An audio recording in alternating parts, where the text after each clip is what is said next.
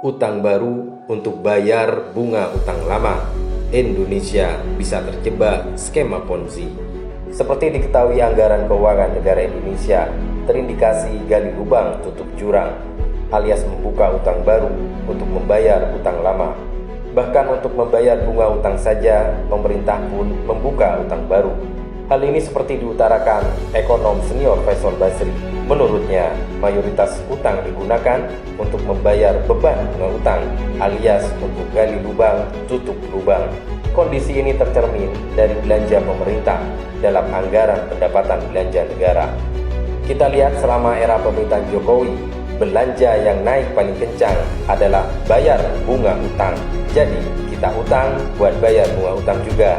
Gali lubang tutup lubang istilahnya, ujarnya.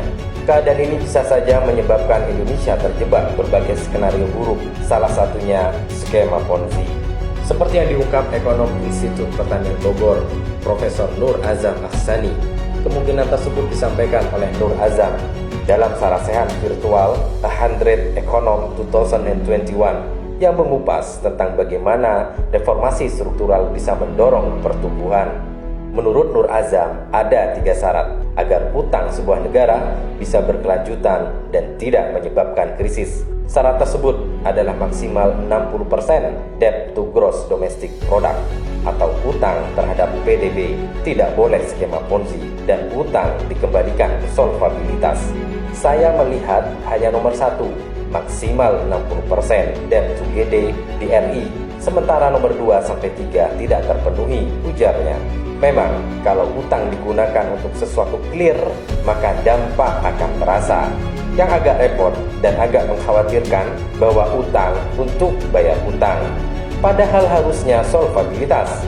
Kalau untuk bayar utang, maka akan jadi skema Ponzi, ujarnya. Bisa kita bayangkan jika gali lubang, tutup lubang ini terus terjadi, di mana kita membayar utang lama dengan utang baru saat ini, dan utang saat ini membesar dengan bunganya dan menjadi beban beberapa tahun ke depan. Sedang utang masa depan terus menjadi beban-beban berikutnya tanpa kita bisa lepas dari lingkaran ini. Inilah skema Ponzi yang menjadi kekhawatiran tersebut. Memang dengan konsep saat ini, pemasukan negara bukanlah utang semata. Ada pajak yang merupakan sumber pemasukan utama. Namun sayang besarnya, penerimaan pajak selalu meleset sejak tahun 2000. Tax ratio terhadap GDP Indonesia juga terus menurun. Karena itu kemudian Menteri Keuangan Sri Mulyani mengeluarkan statement bahwa pemerintah bisa membayar utang asalkan rakyat membayar pajak. Namun sekali lagi, berharap pada pajak adalah hal yang tidak mudah. Seperti disebut di atas, target penerimaan pajak selalu meleset. Demikianlah problem kronis kapitalisme, di mana APBN disusun dengan konsep defisit yang kemudian ditutup dengan utang.